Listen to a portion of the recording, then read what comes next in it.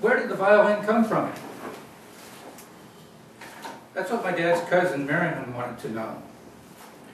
He remembered that when he was a boy, his grandfather William used to often play violin after supper. And when Merriman started doing genealogy, he wanted to find out a little bit more about that.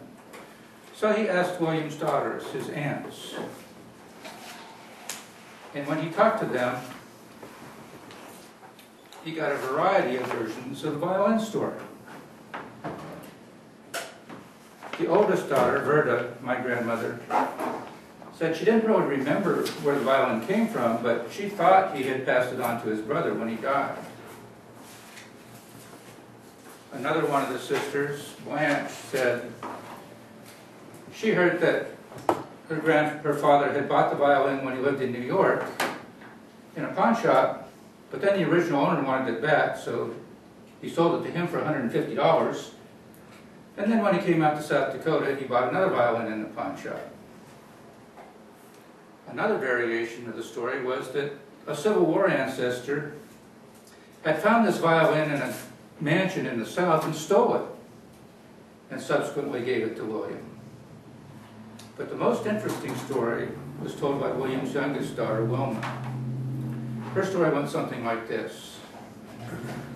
When William was a boy, he was forced by his parents to work in an apple packing plant, packing dried apples.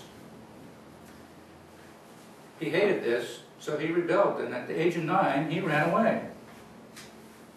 And he made his way begging for food and begging for a place to sleep at night, wandering across New York. And somewhere along the way, he heard about the Metropolitan Opera in New York City.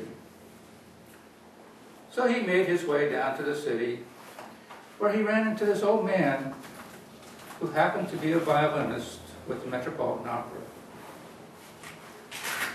The old man told William that if he would just stay with him and help him out, when he died, he'd give William his Stradivarius violin. Well, William hung around, and a short time before the old man died, he told William that he better hide the violin before somebody else got it. So William wrapped the violin up in an old quilt, hid it in a coal bin. Not too long later, the old man died. So William went and retrieved the violin and headed out west. Now he was, what, 9, 10 years old at the time?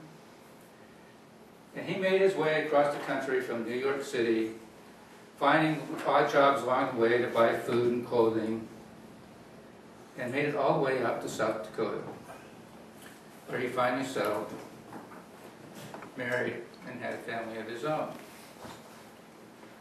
But unfortunately, there was a house fire, and the Stradivarius violin was burnt out. So subsequently, he bought another cheaper violin at a pawn shop, and that's the one that he played when Merriman heard it. It was also said that he made a violin out of cottonwood. And the violin sounded pretty good until the wood dried, and then it wasn't any good anymore.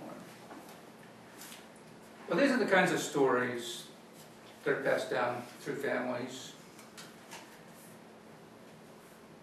And Merriman chose to believe this third story about William wandering off to the Metropolitan Opera and so forth.